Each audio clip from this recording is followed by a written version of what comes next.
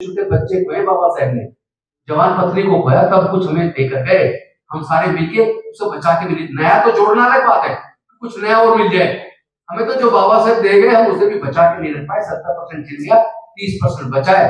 जिस हालात में हम टुकड़े टुकड़े में बटे हैं, जातियों में बटे हैं, शेड्यूल कास्ट आपस में जाति में बटा है, तो हम बटे रहेंगे तो ये 30% भी छिन।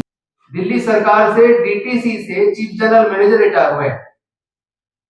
78 में उन्होंने दिल्ली कॉलेज ऑफ इंजीनियरिंग में एडमिशन लिया, 180 रुपए की फीस थी, 180 रुपए उनकी मदर ने किसी से कर्ज दिया, और 1595 रुपए उस साल उनको वजीफा मिला, तो कर्ज भी वापस कर दिया, पूरे साल के 2 जोड़ी कपड़े।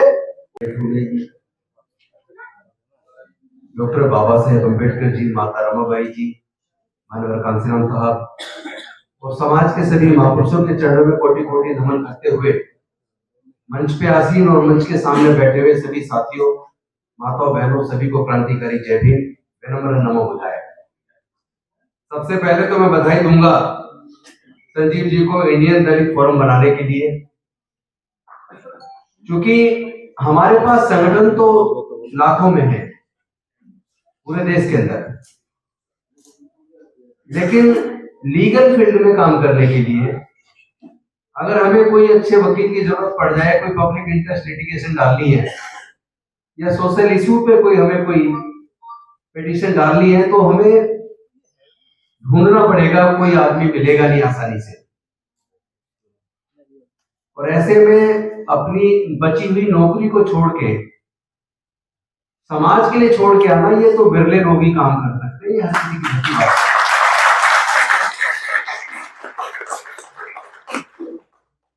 आज माहौल बहुत ज्यादा खराब है, कई प्रकार की चोटें एक साथ पड़ रही है, क्योंकि इधर नवल साहब बैठे हैं, संजीव जी हैं, दिवाकर जी है, बाकी साथी साथ और सामने भी सब अनुभवी लोग बैठे हैं। मैंने इस बात का काफी बारीकी से परीक्षण किया कि जो हमारे लोग इंजीनियर्स बने, डॉक्टर्स बने, प्रोफेसर्स बने, साइंटिस्ट बने 90 के दशक तक, वो लोग वजीफे से ही पढ़ गए। माँ बाप के पास पैसा नहीं था, लेकिन वजीफा इतना मिल जाता था, उस वजीफे से ही वो पढ़ाई कर गए। और मंडल कमीशन की सिफारिशें लागू होने से पहले तक देश के अंदर रिजर्वेशन को लेके उतनी नफरत भी नहीं थी, एक्सेप्टेबिलिटी थी। लेकिन उसके बाद जो 90 के दशक से जो दौर शुरू हुआ, प्राइवेटाइजेशन, लिबरलाइजेशन, ग्लोबलाइजेशन, तो कई प्रकार के चेंजेस देश में देखने को मिले। एक तो उससे पहले जितनी भी judgement supreme court, high court की हुआ करती थी एज एन एडवोकेट, मैंने पढ़ी है, वो मजदूरों के फेवर में हुआ करती थी। जितने इंडस्ट्रियल लॉस होते थे, जैसा गलत तो नहीं करो, आपने तो लेबर की भी कोर्ट देखी है, जितने जजमेंट थे पहले और जितने इंडस्ट्रियल लॉस थे, वो सारे मजदूरों के हित में थे। लेकिन आज तो सारे लॉस को मल्टीनेशनल कंपनीज के फेवर के लिए या कॉर्पोरेट जगत के फेवर के लिए बना दिया। और दूसरी तरफ एक समय जब भारत गरीब था, गरीब भारत में शिक्षा मुक्त थी, फ्री में थोड़े थोड़े पैसे में लोग पढ़ जाया करते थे। और जब भारत अमीर हो गया, 5 ट्रिलियन की इकोनॉमी बन गया, तो हालात यह है कि पैसा ही नहीं है पढ़ाई के लिए। मैं बड़े अनुभव के बात कह रहा हूं, क्योंकि 5.5 साल मंत्री रहना कम नहीं होता, 10 साल एमएलए रहना कम नहीं होता। मेरे पास इतने लोग आते थे जिसने आईआईटी के लिए क्वालिफाई कर लिया, इंजीनियरिंग के लिए कर लिया, मेडिकल के लिए कर लिया, लॉ के लिए कर लिया। अगर एनएलयू में बच्चे का एडमिशन ऑफर हो गया, पहली बात तो कोचिंग पे खर्च करेगा, तो कंपटीशन पास करेगा, उसके बाद एडमिशन ऑफर होगा, तो आप यकीन नहीं करेंगे 20 लाख रुपया चाहिए नेशनल लॉ यूनिवर्सिटी से लॉ करने के लिए। सरकारी इंजीनियरिंग कॉलेज दिल्ली गवर्नमेंट के, जिसका किसी का आपका बच्चा अगर इंजीनियरिंग कर रहा हो तो उसकी फीस देख लेना, उसके फीस कर बाकी सारे खर्चे जोड़ेंगे तो कम से कम 15 लाख रुपया चाहिए 4 साल की डिग्री करने के लिए। मैं आप सबसे सवाल कर रहा हूं, क्या हमारे 99% लोग, 1% को छोड़ दो जो रिजर्वेशन की वजह से नौकरी में आ गए, राजनीति में आ गए, या छोटा मोटा कोई व्यापार कर लिया, लेकिन 99% लोग हमारे क्या 15 और 20 लाख रुपए का खर्च करके अपने बच्चे को डिग्री करा सकते हैं क्या? हम खड़े कहां हैं? हमारे सामने चैलेंजेस कितने ज्यादा बढ़ गए हैं। मैं अक्सर उदाहरण देता हूं, अपने बीपी निगम जी पीछे बैठे हैं, मिशन जय भीम के राष्ट्रीय अध्यक्ष हैं। दिल्ली सरकार से डीटीसी से चीफ जनरल मैनेजर रिटायर हुए। 78 में उन्होंने दिल्ली कॉलेज ऑफ इंजीनियरिंग में एडमिशन लिया। 180 रुपए की फीस थी, 180 रुपए उनकी मदर ने किसी से कर्ज लिया और 1595 रुपए उस साल उनको वजीफा मिला, तो कर्ज भी वापस कर दिया। पूरे साल के 2 जोड़ी कपड़े और रोज की 1 कप चाय समोसे का पूरे साल का खर्चा स्कॉलरशिप के पैसे से डिग्री करके वो सरकार में आ गए। लेकिन क्या आज सरकार की कोई स्कॉलरशिप बची है? ईडब्ल्यूएस को तो इकोनॉमिक क्राइटेरिया 8 लाख है, लेकिन एससी एसटी के स्कॉलरशिप का क्राइटेरिया, पहली बार तो स्कॉलरशिप कम करते तो क्राइटेरिया 2.5 लाख है। हम लगातार कोशिश करते रहे, लेकिन केंद्र सरकार की जो सेंट्रल स्पॉन्सर्ड स्कीम है उसको कौन चेंज करे? और उसे तो छोड़ो, यहाँ ये जो दिल्ली के मुख्यमंत्री वो तैयार नहीं है। मतलब आप ये समझ लो, हमारा आदमी मंत्री भी बन जाए, सांसद भी बैठे, वो ज्यादातर तो अपनी कुर्सी बचाने में लगे रहते हैं, अगली बार टिकट ना कट जाए। और जिसके अंदर दमखम होता है वो लड़ता है। हमारे लोग दमखम वाले भी हैं। मुझे खुशी इस बात की हो रही है कि हमारे सांसद, विधायक, मंत्री जो पहले नहीं बोला करते थे, अब तो हर प्रदेश में अपने बोलने वाले लोग कुछ न कुछ संख्या में आ गए, लेकिन संख्या कम है। आज अगर संजीव जी का साथ आप देते हैं, अच्छी बात है कि आपको लीगल बैटल जो हम लोग को करनी पड़ती है, खासतौर पर सामाजिक विषय पर, क्योंकि इंडिविजुअल तो आदमी खुद लड़ता तो उसके लिए तो वकील करके पैसे देगा, लेकिन अगर सामाजिक मुद्दे पे करेगा तो उसमें आप अगर कहेंगे संजीव जी लड़ो, ठीक है, संजीव जी कहेंगे ठीक है जी हम अपनी टीम लगाते रहते हैं। लेकिन मैं एक सच्चाई आपको बता रहा हूं, और ये सच्चाई हम परख भी लेना। आजकल किसी भी केस की ड्राफ्टिंग, छोटे मोटे खर्चे भी लगाएंगे ना, तो एक पिटीशन में 10,000 तो 10-15,000 मिनिमम खर्च होता है, मिनिमम। वकील तो की फीस को छोड़ दो। तो अगर आप ये सोचे पूरा ही खर्चा वो उठा लें, तो मुझे लगता है 1-8 साल में बैठ ही जाएंगे छोटे काम, चल नहीं पाएंगे। तो इसमें हमें आपको सोचना पड़ेगा कि अगर इस संस्था के माध्यम से हमें लीगल बैटल करने के लिए अच्छे वकील उपलब्ध हो जाए, उनकी लीगल एडवाइस हमें मिल जाए, तो हमें उनको स्ट्रेंथन करना पड़ेगा। और जो लोग हमारे राजनीति में हैं, विधायक हैं, सांसद हैं, मंत्री हैं, उनके डर को निकालो। उनकी ताकत समाज बनेगा तो बोलने की हिम्मत आएगी। कुछ लोग होते हैं जो जिनमें पैदाइशी हिम्मत होती है, लेकिन ज्यादातर बेहिम्मत वाले लोग हैं। जैसे दिल्ली की विधानसभा की अगर बात करूं, 12 रिजर्व सीट है, 12 में से 11 को आपने कभी सामाजिक मुद्दे पे, समाज के दर्द पे बोलते हुए भी नहीं देखा होगा। तो उम्मीद किससे करोगे? उम्मीद किससे करोगे? आपकी आवाज संसद में, देखो हम और आप धरने प्रदर्शन कर सकते हैं, उससे हम सरकार को दबाव में लाने का काम कर सकते हैं, लेकिन वहां पे अगर हमारे मिनिस्टर, हमारे एमएलए, एमपी अगर समाज की आवाज को एकजुट होकर उठाना शुरू कर दें, तो समाज को बहुत बड़ी ताकत मिल सकती है। ये मैं आपको बता रहा हूं।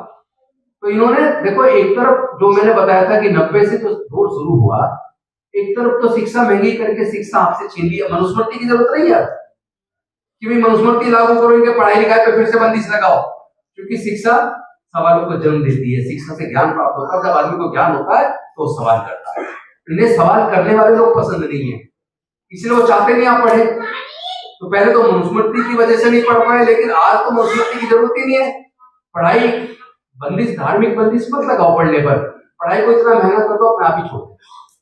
क्या ये सच नहीं? हमारे ज्यादातर बच्चे पढ़ाई छोड़ रहे हैं, हायर एजुकेशन के लिए उतना पैसा ही नहीं है।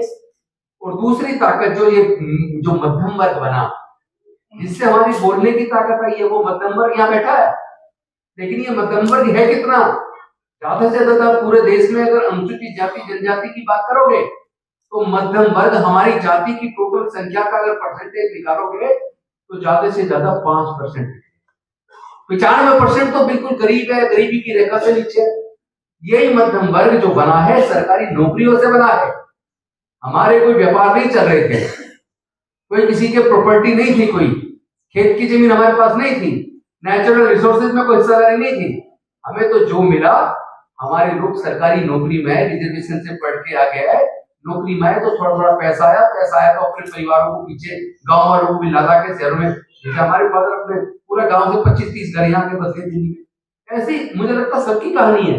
जो दिल्ली में आया वो पीछे से अपने गांव से दो चार का सहारा देके शहरों के अंदर लेके आया। इस तरीके से एक मध्यम वर्ग बना। उस मध्यम वर्ग के घर में जब पैसा हासिल हुआ, बच्चे पढ़ने लगे, तो बोलने की ताकत पैदा हो गई।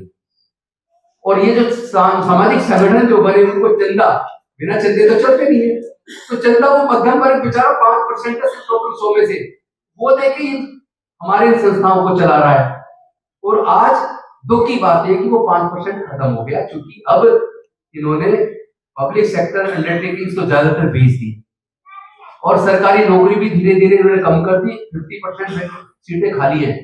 मेरे पास 7-8 विभाग रहे, मिनिमम 35% स्टाफ था, मैक्सिमम 62%, यानी एवरेज 45 से 50% स्टाफ से सारे विभाग देश के चल रहे हैं। और उसमें भी आधे लोग कॉन्ट्रैक्ट पे नौकरी कर रहे हैं। कॉन्ट्रैक्ट के तहत आप समझ सकते हो, आउटसोर्स जो फोर्थ क्लास एम्प्लॉयमेंट को बैन किया पे कमीशन में, उसमें तो पहले चपरासी ज्यादा लगते थे, हमारे चपरासी लगे, सफाई कर्मचारी लगे, और छोटा मोटा पानी पिलाने वाले लगे। वो सब सिस्टम खत्म, आउटसोर्स है, ठेकेदार के थ्रू लगते हैं, उसकी 40% तक का ठेकेदार खा जाता है। तो यानी हमारा जो जिस रास्ते से हम आगे बढ़े थे वो रास्ता लगभग बंद हो रहा है। चैलेंजेस बड़े हैं, और ऊपर से जब आदमी चारों तरफ से हाथ लग जाता तो कहता है मैं कोर्ट जाऊंगा। कोर्ट में क्या हो रहा है? कोर्ट पहले कहते थे कि न्यायालय की आप पे पट्टी बंधी है, और कोर्ट तो कानून से, संविधान से चलती है और एविडेंस से चलती है। लेकिन अब तो आस्था से भी चलने लगी है, सुप्रीम कोर्ट तक भी, नीचे तो छोड़ो, सुप्रीम कोर्ट तक आस्था से चलने लगी है। अब तो जजमेंट को जब मैं पढ़ता हूँ एक वकील के तरीके से, जब मैं किसी सुप्रीम कोर्ट की जजमेंट को, आई मेरी आदत भी थोड़ी पढ़ने की, कोई भी जजमेंट आते, जैसे ये अभी 1 अगस्त 2024 को जो जजमेंट आया सब क्लासिफिकेशन का, तो जजमेंट पढ़ के पता लगता है किस मानसिकता से जजमेंट लिखी जा रही है। ऐसा लग रहा है लिख कोई और रहा हो, साइन कोई और कर रहा हो। अब आस्था से अगर कोर्ट चलेगी तो न्याय मिलेगा क्या? पर हमारे लोगों को ऐसे नहीं मिलता। ऐसे में चैलेंजेस मुझे लगता है संजीव जी के सामने भी बड़ा है और हमारे आपके सामने तो बड़ा है, लेकिन इससे लड़ा जा सकता है एक ही तरीका, एकजुट हो गए।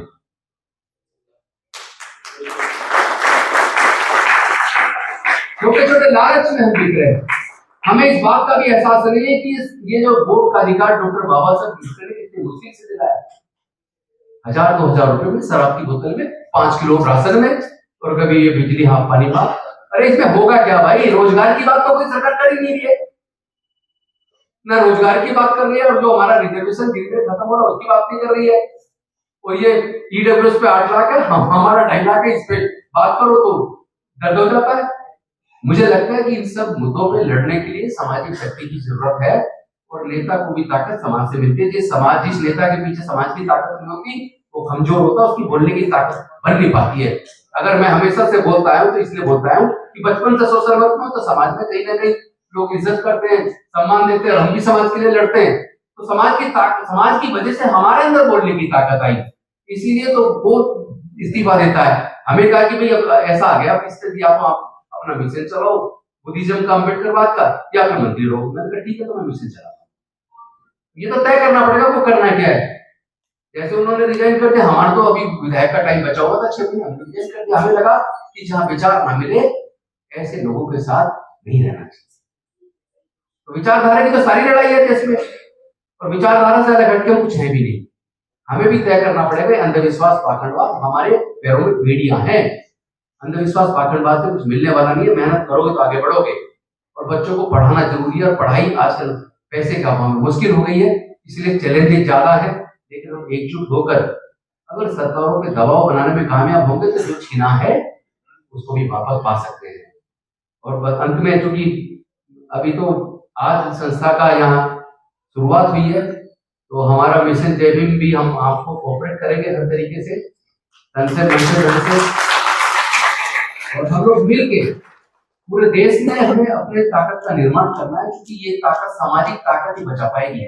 वरना तो आप मानो 70% वो छीन चुका जो बाबा साहेब ने दिया, और देने में 5 में से अपने 4 छोटे छोटे बच्चे खोए बाबा साहेब ने, जवान पत्नी को खोया, तब कुछ हमें देकर गए, हम सारे मिलके उसे बचा के मिले। नया तो जोड़ना अलग बात है, कुछ नया और मिल जाए, हमें तो जो बाबा साहेब दे गए हम उसे भी बचा के नहीं रख पाए। 70% छिन गया, 30% बचा है। जिस हालात में हम टुकड़े टुकड़े में बटे, जातियों में बटे, शुरू कास्ट आपस में जाति में बटा है, तो हम बटे रहेंगे तो ये 30% भी छिन जाने वाला है। फिर आपकी ये समझ लो दोबारा गुलामी लौट रही है। ये आपको तय करना है कि आप अपने बच्चों को फिर से गुलाम देखना चाहते हो। अगर नहीं देखना चाहते तो ठीक चुप समाज को कर लो, और ये अपने बच्चों को ना कावड़ वावड़ लेने जाने से रोको भाई।